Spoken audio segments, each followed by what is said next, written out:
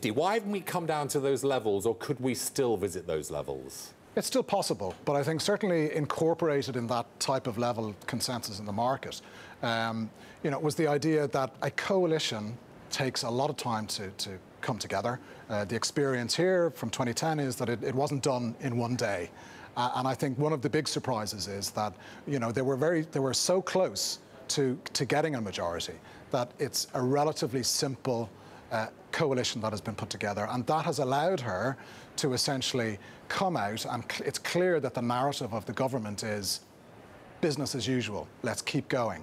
Now, I'm not sure that's going to carry on indefinitely, but over the very short term, it has diminished the appetite for selling because of the speed in which we have this coalition put in place.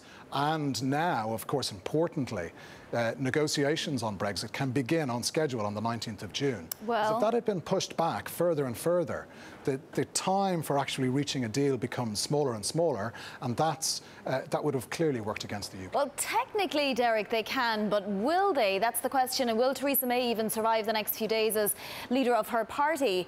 And then really what my question is, what matters more to markets? Who's the next PM, maybe even Theresa May, or what type of coalition is created?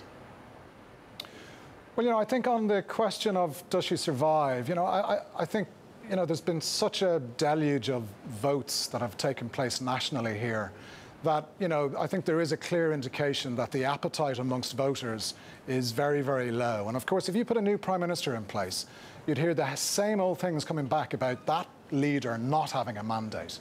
Now, there is a mandate there. It's clearly not what Theresa May wanted, but they are the largest single party, and therefore she can at least push forward with that. So I think for the time being, she can survive, but clearly she's in a considerably weaker position than she was before.